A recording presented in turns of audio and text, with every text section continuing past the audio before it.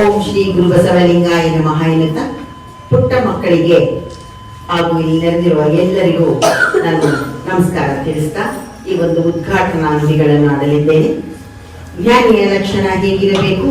ಅಜ್ಞಾನವ ಸುಟ್ಟು ಭಸ್ಮ ಮಾಡಿರಬೇಕು, ಗುರು ಕಟಾಕ್ಷವ ಪಡೆದಿರಬೇಕು, ಅರಿವಿನ ಮನೆಯ ಅರಿತಿರಬೇಕು ಎನ್ನುತ್ತಾ ನನ್ನ ಅರಿವಿನ ಮನೆಯ ಒಂದು ಅರಿವಿನ ಮನೆಯ ಗುರುವನ್ನು ನಾನು ಮನದಲ್ಲಿ ನೆನೆಯುತ್ತಾ 12ನೇ ಶತಮಾನದ ಬಸವಾದಿ ಪ್ರಮತರಗಳನ್ನು ಮನದಲ್ಲಿ ಸ್ಮರಿಸುತ್ತಾ, ನಿಮ್ಗೆಲ್ಲ ಗೊತ್ತೇ ಇದೆ ಮಕ್ಕಳೇ ಬಸವೇಶ್ವರರು ಯಾರು ಅಂತ.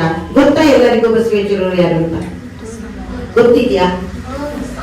ಬಸವೇಶ್ವರರು ಈಗ ತಾನೇ ನಮ್ಮ ರೂಪ ಕುಮಾರಸ್ವಾಮಿ ಅವರು ಪರಿಚಯಿಸಿದಾಗೆ ಬಹಳ ನಮ್ಮ ವಚನ ಕ್ರಾಂತಿಯನ್ನು ತಂದುಕೊಟ್ಟು ಹಲವಾರು ವಚನಗಳ ಮೂಲಕ ಜ್ಞಾನವನ್ನು ನಮಗೆ ಎಲ್ಲ ಕಲ್ಪಿಸಿದಂತ, ಈಗ ಸಾಂಸ್ಕೃತಿಕ ನಾಯಕ ಎಂದು ಬಿರುದನ್ನು ಇತ್ತೀಚೆಗೆ ಈ ಕಲಿಯುಗದಲ್ಲಿ ಅದರಲ್ಲೂ ಈ 25ನೇ ಈ ಇಸವಿಯಲ್ಲಿ ಪಡೆದು ವಚನ ಸಾಮ್ರಾಜ್ಯವನ್ನೇ ನಮಗೆ ತಂದುಕೊಟ್ಟು ನಮ್ಮನ್ನೆಲ್ಲ ತಿದ್ದಿ ಬುದ್ಧಿ ನಮಗೆ ಮಾರ್ಗವನ್ನು ನೀಡಿದಂತವರು ಬಸವೇಶ್ವರರು. ಅನುಭವ ಮಂಟಪ ಆಗಿತ್ತು. ಈಗ ಒಂದು ನಾವೇನು ಕೋರ್ಟು ತೀರ್ಮಾನ ಜಡ್ಜು ಅಂತ ನೋಡ್ತೀವಿ, ಹಾಗೆ ಆಗ ಅನುಭವ ಮಂಟಪ ಅನ್ನೋ ಮಂಟಪದಲ್ಲಿ ಅವರು ಕೆಲಸ ಕಾರ್ಯಗಳನ್ನು ನಡೆಸುತ್ತಿದ್ರು. ಅಂತಹ ಬಸವೇಶ್ವರನ ಕುರಿತು ಸಾಕಷ್ಟು ವಚನ ಧಾರೆಗಳನ್ನು ಹರಿಸಿದಂತಹ ರೂಪ ಕುಮಾರಸ್ವಾಮಿ ಅವರು ಮುಂದೆ ನನ್ನ ಮಾತುಗಳು ಬಹುಶಃ ಕಡಿಮೆ ಆಗ್ಬೋದು, ಅಷ್ಟೊಂದು ಚೆನ್ನಾಗಿ ಅವರು ಮಾತಾಡಿದ್ರು. ಇಲ್ಲೊಂದು ಏನು ವಿಷಯ ಅಂತಂದ್ರೆ, ನಮ್ಮ ಮಾತುಗಳೆಲ್ಲವನ್ನು ಮೀರಿದೆ ಅವರ ದಂಪತಿಗಳ ಮಾತು. ನಾನು ಇದನ್ನು ಹೆಮ್ಮೆಯಿಂದ ಹೇಳ್ಕೊಳ್ತೇನೆ, ನಮ್ಮ ಕಣ್ಮುಂದೆ ಬೆಳೆದಂತಹ ಬೆಳೆಗಳು ಬೆಳೆದು ಹೆಮ್ಮರವಾಗಿ ಇವತ್ತು ದಿವಸ ಎಲ್ಲರಿಗೂ ಎಲ್ಲವೂ ನಮ್ಮವರೇ ಅಂತ ಹೇಳ್ತಾ ಫಲವನ್ನು ಕೊಡ್ತಾ ಇದ್ದಾರೆ ಅಂದ್ರೆ ರೂಪ ಕುಮಾರಸ್ವಾಮಿಯವರು ಹಾಗೂ ಶ್ವೇತಾ ಕುಮಾರಸ್ವಾಮಿಯವರು. ಬಹಳ ಹೆಮ್ಮೆ ಆಗುತ್ತೆ.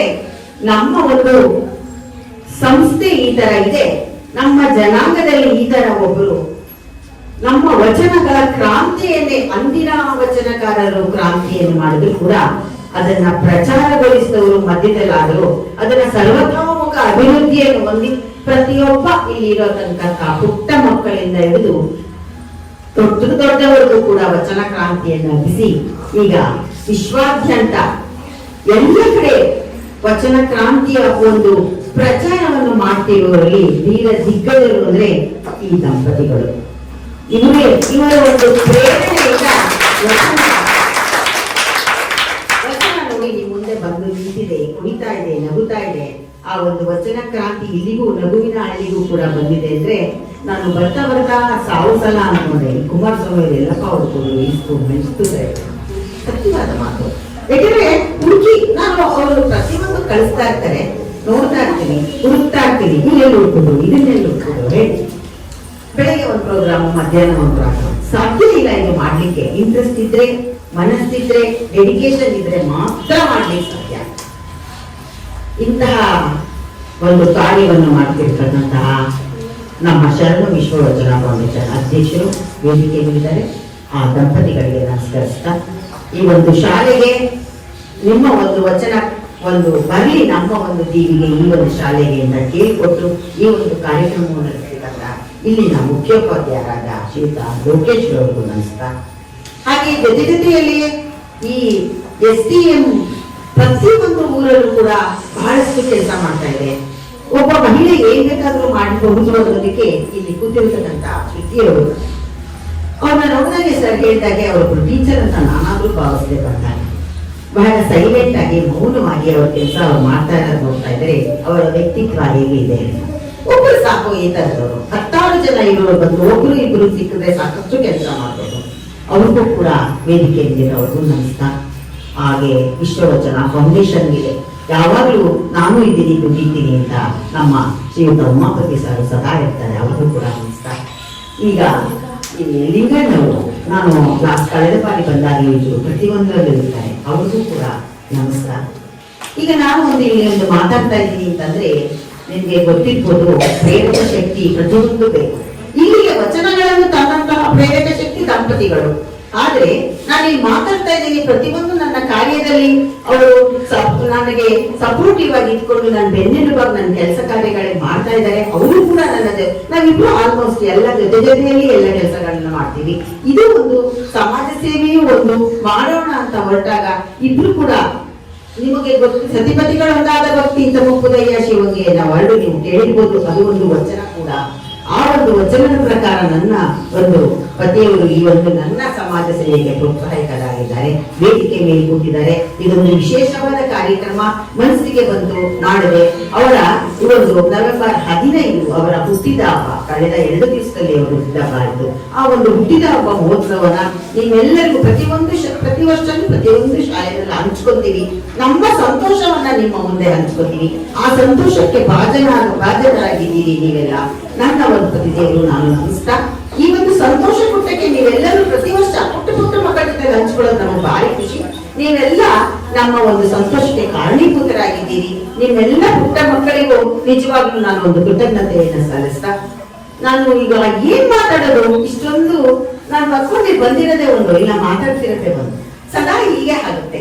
ಮಕ್ಕಳೇ, ನೀವೆಲ್ಲ ಇಲ್ಲೊಬ್ರು ಯಾರೋ ಬಂದಿದ್ದಾರೆ, ಇಲ್ಲಿ ಮಾತಾಡ್ತಾ ಇದ್ದಾರೆ ಅಂತಂದ್ರೆ ನೀವು ಸರ್ಕಾರಿ ಶಾಲೆಯಲ್ಲೇ ಇರ್ಬೋದು. ಪುಟ್ಟ ಮಕ್ಕಳು ನೋಡಿ, ಎಲ್ಲರೂ ಸ್ಟ್ರೈಟ್ ಆಗಿ ಕೂತ್ಕೊಳ್ಳಿ. ಪ್ರತಿಯೊಬ್ರು ನೀವು ಒಂದು ನಿಮ್ಮ ಒಂದು ಏನು ಈ ನೋಡಿ, ಪುಟ್ಟ ಮಕ್ಕಳು ಕೂತಿದ್ದಾರೆ, ಏನೋ ಮಾತಾಡ್ತಾ ಇದ್ದಾರೆ.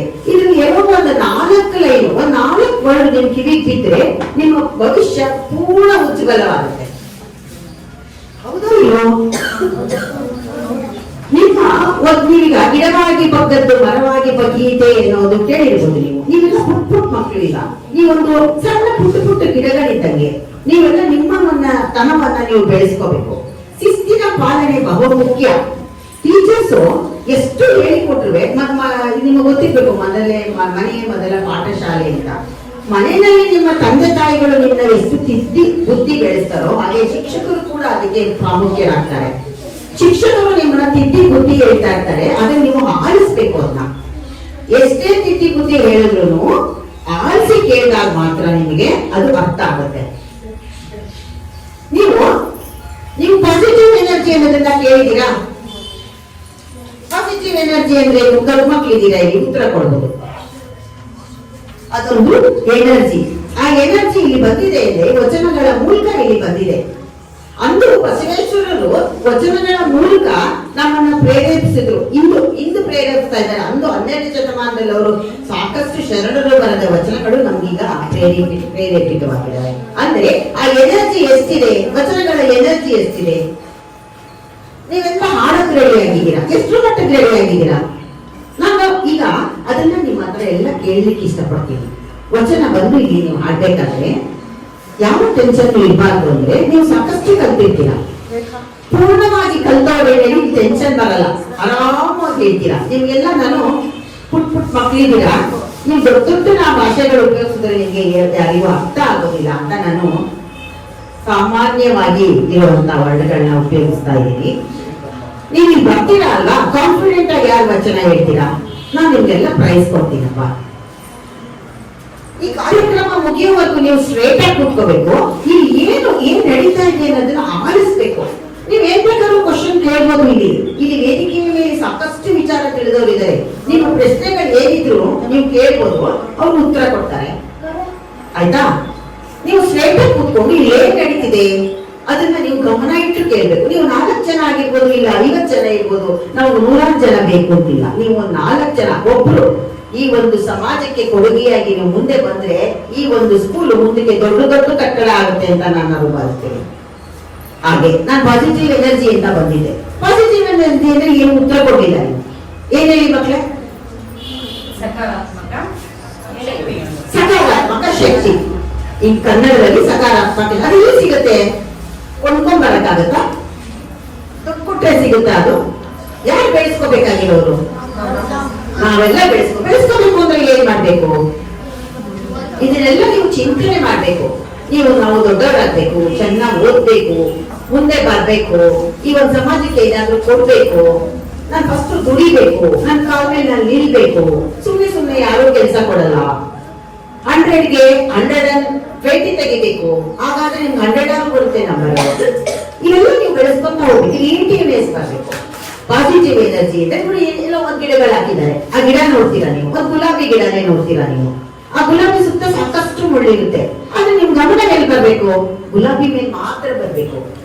ಓ, ಇಷ್ಟು ಮುಳ್ಳುಗಳ ನಡುವೆ ಗುಲಾಬಿ ಎಷ್ಟು ಚೆನ್ನಾಗಿ ಅರಳಿದೆ, ಅದು ಪಾಸಿಟಿವ್ ಎನರ್ಜಿ.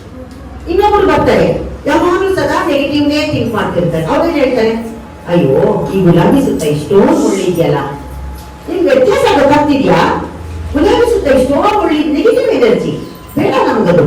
ಈ ಗುಲಾಬಿ ಸುತ್ತ ಇಷ್ಟು ಮುಳ್ಳಿದೆ ಅನ್ನೋದು ನೆಗೆಟಿವ್ ಎನರ್ಜಿ. ಈ ಮುಳ್ಳಿನ ನಡುವೆ ಇಷ್ಟು ಚೆನ್ನಾಗಿದೆಯಲ್ಲ ಗುಲಾಬಿ, ಅದು ಪಾಸಿಟಿವ್ ಎನರ್ಜಿ.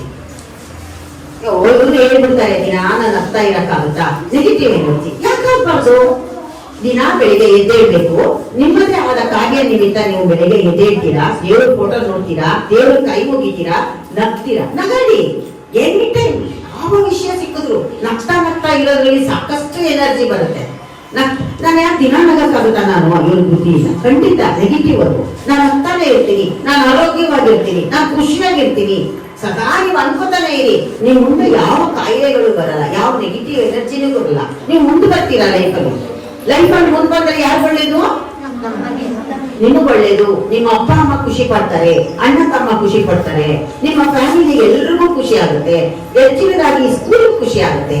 ಓ, ಇವ್ರು ಎಷ್ಟು ಒಳ್ಳೆ ಹುಡುಗಿ, ಎಷ್ಟು ಒಳ್ಳೆ ಹುಡುಗ, ಯಾವಾಗ್ಲೂ ನಗ್ತಾ ಇರುತ್ತೆ, ಯಾವಾಗ್ಲೂ ಒಳ್ಳೊಳ್ಳೆ ಮಾತಾಡುತ್ತೆ, ನಾನು ಹೇಳಿದ್ದೆಲ್ಲೂ ಕೇಳ್ಕೊಂಡು ಬರ್ತಾರೆ ಇವುಗಳೆಲ್ಲ. ಇವರೆಲ್ಲ ನಮ್ಮ ಸ್ಕೂಲಿಗೆ ಪ್ರಮುಖರು, ಕಿರೀಟಗಳು ಅಂತ ಅನ್ಸ್ಕೊತೀರಾ. ಏನ್ ಅನ್ಸ್ಕೊತೀರಾ? ಕಿರೀಟ ಅಂದ್ರೆ ಏನು ಗೊತ್ತಾ? ರಾಜಾರಾಣಿಗೆ ಹಾಕಂತ ಕಿರೀಟ. ಅಂತ ಕಿರೀಟ ನೀವು ಬೇಕೋ ಬೇಡವಾ? ಬೇಕಾದ್ರೆ ನೀವೇನ್ ಮಾಡ್ಬೇಕು? ಬರೀ ಓದೋದ್ರ ಜೊತೆಗೆ ಪಾಸಿಟಿವ್ ಎನರ್ಜಿ, ಸಕಾರಾತ್ಮಕ ಬೆಳವಣಿಗೆ ಇರ್ಬೇಕು. ಜೊತೆಗೆ ನಾನು ಮಾಡ್ತೀನಿ, ಕ್ರಿಯಾತ್ಮಕವಾಗಿರ್ಬೇಕು. ಏನಿರ್ಬೇಕು? ಕ್ರಿಯಾತ್ಮಕವಾಗಿರ್ಬೇಕು. ಏನಾದ್ರೂ ಒಂದ್ ನೋಡಿದ್ರೆ ಒಂದೇ ಯೋಚನೆ, ಈ ಪೆನ್ ನೋಡಿದ್ರೆ ಬರೀಲೇಬೇಕು ಅನ್ನೋ ಯೋಚನೆ ಮಾಡ್ಬಾರ್ದು. ಈ ಪೆನ್ನಿಂದ ಇನ್ನೇನೆಲ್ಲ ಬರೀಬೇಕು ಅಂತ ಕ್ರಿಯೇಟಿವ್ನೆಸ್ ನೋಡ್ಬೇಕು. ಒಂದ್ ಪೇಪರ್ ಸಿಕ್ಕಿದ್ರೆ ಬರೀ ದೋಣಿ ಮಾಡೋದಲ್ಲ, ಈ ಪೇಪರ್ ಇಂದ ಇನ್ನೇನೆಲ್ಲ ಮಾಡ್ಬೋದು ಅನ್ನೋ ಕ್ರಿಯೇಟಿವ್ನೆಸ್ ಇರ್ಬೇಕು. ಕ್ರಿಯೇಟಿವ್ನೆಸ್ ಈಗಿನ ಕಾಲಕ್ಕೆ ಬಹಳ ಮುಖ್ಯವಾಗಿರುತ್ತೆ. ಎಲ್ಲರೂ ಮಾಡೋದಲ್ಲ ನೀವಿರ್ಬಾರ್ದು. ಕ್ರಿಯೇಟಿವ್ನೆಸ್ ಅಂದ್ರೆ ಏನು? ಎಲ್ಲರೂ ಮಾಡೋದನ್ನ ನೀವು ಮಾಡ್ಬಾರ್ದು. ನಾನು ಏನೋ ಡಿಫ್ರೆಂಟ್ ಆಗಿ ಯೋಚನೆ ಮಾಡ್ತೀನಿ, ನಾನು ಡಿಫ್ರೆಂಟ್ ಆಗಿ ಬರಿತೀನಿ, ಅದಕ್ಕೆ ಮಾತ್ರ ಇವಾಗ ಈಗಿನ ಕಾಲದಲ್ಲಿ ಬೆಲೆ ಇರೋದು. ಅಂತಹ ಯೋಚನೆಗಳನ್ನ ನೀವೆಲ್ಲ ಮಾಡಿದ್ರೆ ಖಂಡಿತ ನೀವು ಈ ಶಾಲೆಗೆ ಒಳ್ಳೆ ಕೀರ್ತಿ ತರ್ತೀರಾ. ನಿಮ್ಮ ಭವಿಷ್ಯ ಉಜ್ವಲವಾಗುತ್ತೆ. ಹಾಗೆ ಪ್ರತಿಯೊಬ್ಬರು ಪ್ರತಿಯೊಂದು ರೀತಿಯಲ್ಲಿ ಡಾಕ್ಟರ್, ಇಂಜಿನಿಯರ್ಸೇ ಆಗ್ಬೇಕು ಅಂತಿಲ್ಲ. ನಿಮ್ಮ ಬೆಳವಣಿಗೆಗಳು ಯಾವುದ್ರಲ್ಲಿ ಇಂಟ್ರೆಸ್ಟ್ ಇದೆ ಅದರಲ್ಲಿ ಬನ್ನಿ. ಆದ್ರೆ ಎಲ್ಲದರಲ್ಲೂ ಒಂದು ಶಿಸ್ತಿರ್ಲಿ, ಸಂಯಮ ಇರ್ಲಿ, ಶಿಸ್ತಿರ್ಲಿ, ಸಂಸ್ಕಾರ ಇರ್ಲಿ. ಯಾರನ್ನೇ ನೋಡಿದ್ರು, ಯಾರ ಜೊತೆ ಮಾತಾಡಿದ್ರು, ಯಾವ ಶಿಕ್ಷಕರಾಗಿ, ನಮ್ಮ ಪೇರೆಂಟ್ಸೇ ಆಗ್ಲಿ, ದೊಡ್ಡವರಾಗಿ, ಸಣ್ಣ ಮಕ್ಕಳಾಗಿ, ನೋಡಿ ನಾವೆಲ್ಲ ಇಷ್ಟು ದೊಡ್ಡವರು, ಅದು ನೀವು ಪುಟ್ಟ ಮಕ್ಕಳ ಹತ್ರ ಬಂದು ನಾವ್ ಯಾಕೆ ಇದನ್ನ ಹೇಳ್ತಿದ್ವಿ? ನೀವೆಲ್ಲ ಈಗಿನಿಂದ ಅದನ್ನ ಬೆಳೆಸ್ಕೊಂಡ್ರೆ ಮುಂದಕ್ಕೆ ನಿಮ್ಮ ಭವಿಷ್ಯ ಬಹಳನೇ ಉಜ್ವಲ ಆಗುತ್ತೆ. ನೀವು ನಿಮ್ಮ ಈ ಒಂದು ಸ್ಕೂಲ್ ಶಾಲೆಯಲ್ಲಿರೋ ಹೆಡ್ ಮಾಸ್ಟರ್ ಆಗಿರ್ಬೋದು, ಇಲ್ಲಿ ಟೀಚರ್ಸ್ ಆಗಿರ್ಬೋದು, ಎಲ್ಲರೂ ನೆನ್ಸ್ಕೊಂತೀರಾ, ಖುಷಿ ಆಗುತ್ತೆ. ನಿಮ್ಮ ಜೀವನ ಹೂವು ಅರಳದಂಗ ಅರಳುತ್ತೆ. ಆ ಜೀವನನ ನೀವು ನೋಡಿ ಅನುಭವಿಸ್ತೀರಾ, ಖುಷಿಯಾಗಿರ್ತೀರಾ, ಸುಖವಾಗಿರ್ತೀರಾ ಅಂತ ನಾನಾದ್ರೂ ನಿಮ್ಮೆಲ್ಲರನ್ನು ಹೇಳ್ತಾ ನಿಮ್ಮ ಭವಿಷ್ಯ ಹಾಗೆ ಉಜ್ವಲ ಆಗಲಿ ಅಂತ ಎಲ್ಲರಿಗೂ, ಎಲ್ಲ ಪುಟ್ಟ ಮಕ್ಕಳಿಗೂ ಹಾರೈಸ್ತಾ ನನ್ನ ಮಾತುಗಳನ್ನು ಮುಗಿಸ್ತೇನೆ.